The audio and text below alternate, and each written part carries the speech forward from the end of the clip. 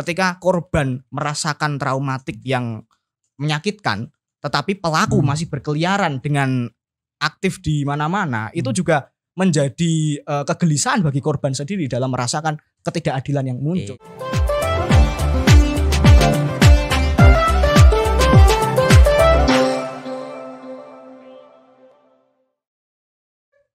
Selamat datang di Ngoleksi, ngobrol golek solusi.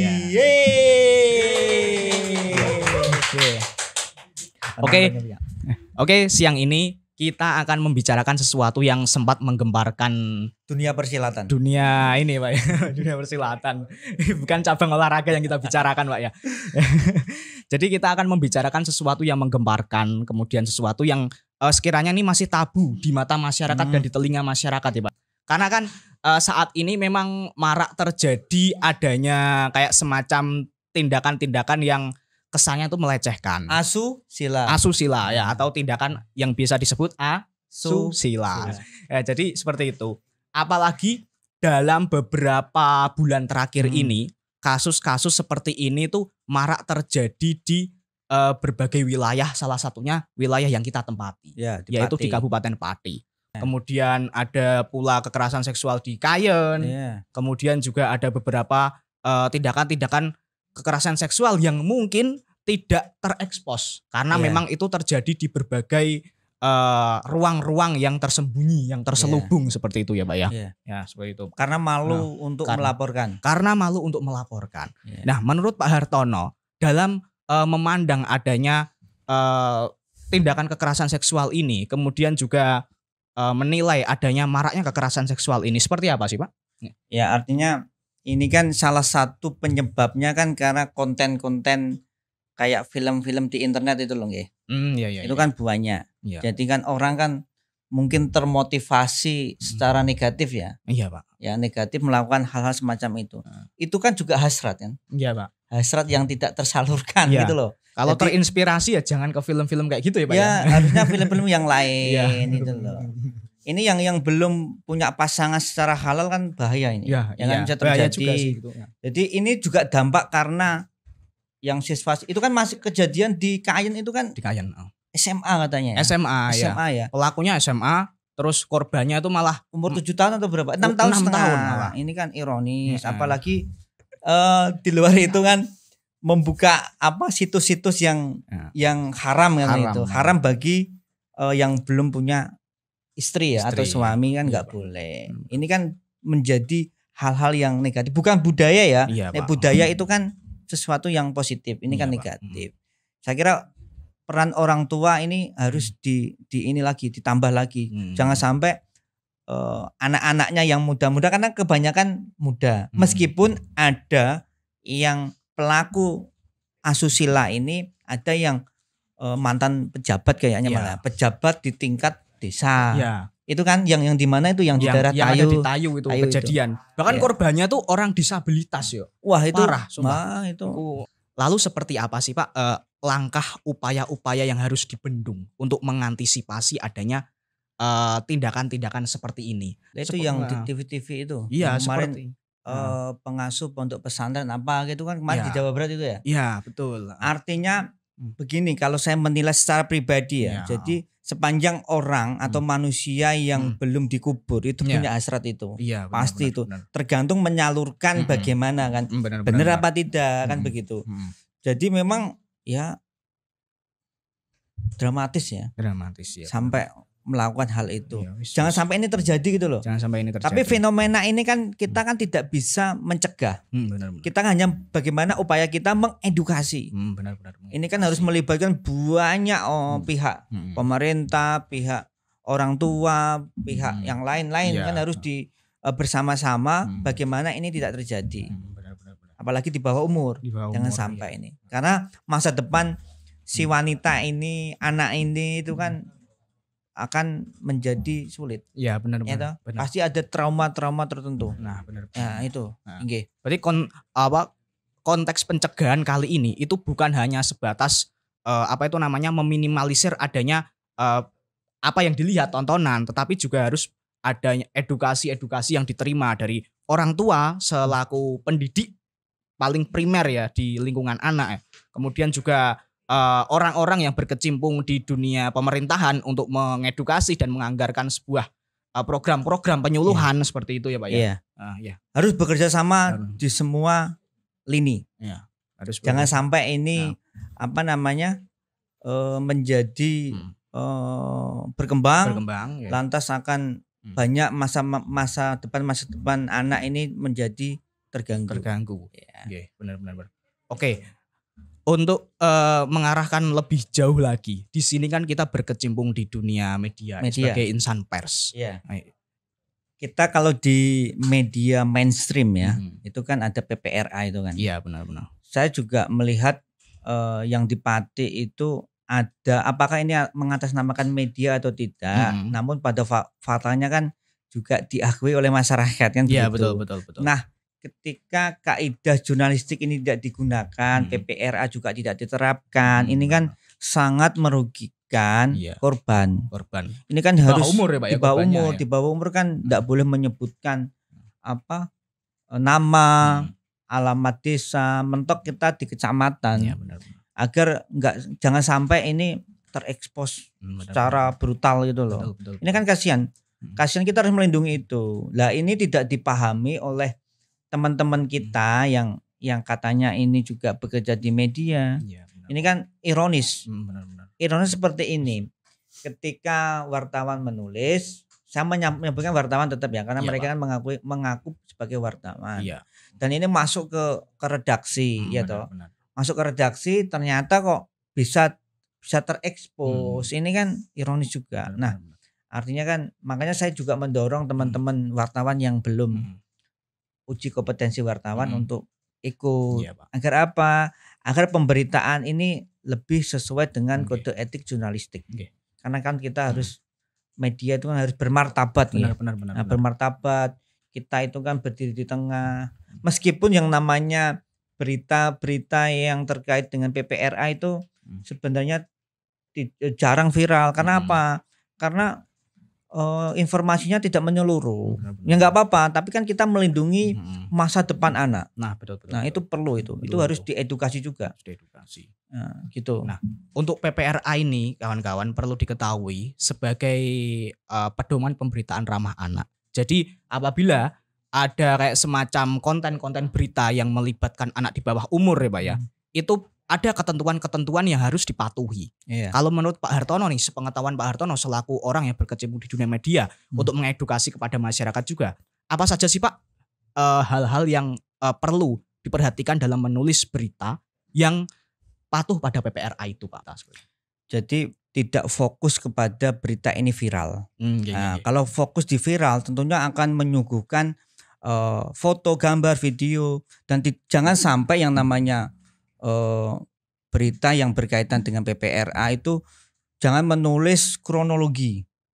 Ini kan kronologi bagaimana anak ini dilakukan asusila, itu jangan diceritakan. Jadi hanya disampaikan saja terkait dengan bahwa ini ada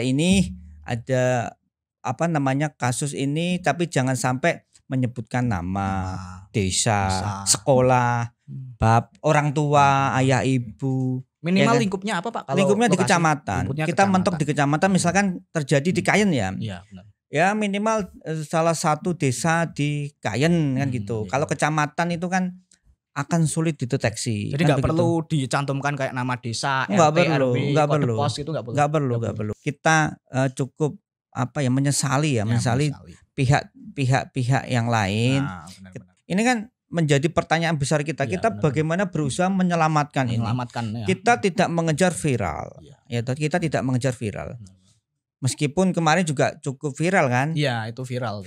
Kita juga sempat dihubungi oleh pihak Margo Waras ya, Margo Waras yang di bawahnya itu secara vertikal miliknya Kementerian Sosial kemarin. Kita sudah komunikasi. Kemarin telepon saya memang tidak terlalu banyak menjawab karena saya belum kenal. Karena ini saya kemarin yang kasus di Kayen itu kan sudah dilaporkan ke Polres kan. Polres. Kemarin saya juga sempat berkomunikasi dengan Kasat Reskrim ya. Pak Gala Rimba. Informasi terkini masih penyelidikan ada ya. penyelidikan nanti akan kita update, katanya begitu. Tapi besar harapan kita pihak kepolisian untuk melakukan upaya-upaya cepat ya, karena kasihan ini. Yang satu terkait dengan korban ini kan kasihan, harus segera ditangani. Ya, benar. Kan ada trauma-trauma. Ini biar dibantu oleh pihak yang Marga Waras kemarin ataupun dinas. Benar. Karena saya sudah mendapat informasi kemarin ketika saya berkunjung ke sana juga pihak dinas sosial juga sudah ke sana, sudah berkomunikasi. Harapan saya polisi ini segera cepat bertindak ya. Karena pelakunya ini kan masih berkeliaran. Ya, masih berkeliaran. Dan bahkan informasinya ini memang luar biasa ini yang pelaku ini. Benar, jadi benar. tidak hanya melakukan asusila dengan anak ini, ternyata mbah-mbah juga dilakukan seperti itu. Ya itu saya mengatakan itu, wah itu sudah ngeri itu. Begal payudara itu termasuk itu. Hiperseksual itu mungkin. Iya. Ini harus dilakukan upaya tegas. Iya, betul. Oleh kepolisian. Ini harus harus diamankan meskipun pelakunya itu kan perkiraan kan 16 tahun lah, 16 tahun wis dewasa itu. Iya, udah dewasa. Ini harus dilakukan ini. Itu bahaya itu. Kan. Ini kasihan yang korban 6 tahun setengah tadi. Bagaimana traumanya ini loh. Trauma. Memulihkan traumanya itu yang susah ya, Pak ya. Itu yang sulit. Nah, itu. Apalagi kemarin sempat baca itu, mohon maaf ini, organ vitalnya tuh sampai luka. Ya. Nah, dan itu traumatik. Bahkan kekhawatiran yang ditimbulkan dari adanya tindakan asusila seperti itu, psikisnya ya Pak ya, psikisnya tuh yang akan itu akan ini loh, bertahan dari kecil bahkan sampai tua pun itu masih terngiang-ngiang. Dan itu jadi traumatik sendiri. Ketika korban merasakan traumatik yang menyakitkan, tetapi pelaku masih berkeliaran dengan aktif di mana-mana, itu juga menjadi kegelisahan bagi korban sendiri dalam merasakan ketidakadilan yang muncul seperti itu. Iya. Itu kan kita tidak bisa membayangkan bahwa korban itu misalkan dekat dengan kita, terus keluarga kita, ya kan? Benar. Itu sudah dicekal jadi. Nah, gitu loh. Itu ya. Pelaku menyerahkan diri ya. Ingat, orang tua pelaku jangan lindungi anak Anda. Ya, jadi ini saya kecerek bersama nanti. Ya. Kita juga bersyukur ya atas cepatnya kinerja kepolisian sama dinas sosial dalam hal ini ya Pak ya. Kita percaya dengan kepolisian. Meskipun ini sedikit lambat, saya kira teknis di kepolisian kan pasti ada. Karena baru 1 minggu yang lalu. Saya kira ini Pak Kasat Reskrim untuk segera menyelesaikan Pak. Ini tapi di sini peran media dalam memberitakan itu terkesan kayak memprovokasi nggak sih Pak? Enggak lah. Enggak ya Pak ya? Enggak lah. Tapi begini, di Mitra Pos kan ada visi misi kan. Ada provokasi positif. Kita bukan memprovokasi, tapi kita memberikan pendampingan bagaimana fakta-fakta di lapangan ini bisa tersampaikan kepada masyarakat dan pemilik kebijakan. Iya, betul. Ya toh? Itu sih. Betul. Apalagi kita sangat patuh pada PPRA dan kode etik jurnalistik ya Pak ya. Seperti itu. Tidak ada yang sempurna, tapi kita akan melakukan yang terbaik. Ya. Peranan media-media di sini kita mengawal adanya kasus-kasus yang sekiranya itu menjadi ketidakadilan bagi orang yang menjadi korban tindakan asusila. Karena memang kualitas media itu juga harus diperhatikan dalam memberitakan sesuatu. Nah, takutnya seperti yang Pak Har bilang tadi, nanti akan memunculkan keterangan-keterangan bagi pelaku dan korban di bawah umur yang menimbulkan sanksi sosial yang berkepanjangan seperti itu. Nah, karena dampak dari adanya pelanggaran terhadap PPRA ini setelah saya baca-baca juga bukan sanksi yang main-main ya. Jadi insan pers tersebut akan mendapatkan hukuman 5 tahun penjara bagi pihak media. Penanggung jawabnya. Nah, makanya denda 500 juta juga. Makanya saya mendorong pemberitaan di Mitra Pos ini harus sesuai dengan kaidah jurnalistik. Karena apa? Nanti yang dilaporkan itu bukan karyawan, tapi penanggung jawab. Nah, sedangkan penanggung jawab di Mitra Pos kan saya. Iya. Gak hanya sebatas anak-anak yang kurang edukasi, bahkan pejabat-pejabat yang punya edukasi tinggi, tokoh-tokoh agama yang memiliki ilmu-ilmu agama yang pandai berdakwah. Kayak kasus pengasuh ponpes di Bandung kemarin ya, yang inisialnya HW, tapi nggak perlu disebut inisial karena sudah jadi tersangka ya, Heri Wirawan ya kita sebut ya. Nah, itu juga seorang pengasuh pondok pesantren melakukan tindakan seperti itu kepada belasan santrinya kan, ya Allah kan ini anaknya terus diminta untuk sebagai bahan minta-minta itu ya. Nah, itu kan dieksploitasi untuk itu namanya itu kan bukan itu ya. Parah. Itu, ya kan? Bahkan kadang juga kita menemukan ini fenomena di kampus-kampus, dosen-dosen Pak yang mau mengadakan apa itu namanya sidang skripsi atau bimbingan skripsi kepada mahasiswanya, itu juga dimanfaatin gitu loh Pak untuk menyalurkan hasrat cabulnya itu loh. Ini tadi kamu mau tanda tangan saya? Ya berapa harus, ini? Gitu. Karena gini, tadi sudah tak bilang di awal kan, sepanjang manusia itu belum dikubur, itu ya pasti punya hasrat itu. Pasti punya hasrat. Pasti. Itu. Ya kan? Ya. Kamu punya hasrat kan? Oh punya. Saya ini punya kebutuhan biologis. Ya. Artinya kan kebutuhan biologis ini harus disalurkan dengan cara yang baik. Cara yang baik. Ya, kalau belum punya istri ya menikah kan gitu. Kalau belum punya istri ya lakukan hal yang positif kan begitu. Itu hal positif ya. Jangan malah menyalurkan ke yang lain. Ya seperti itu. Ya.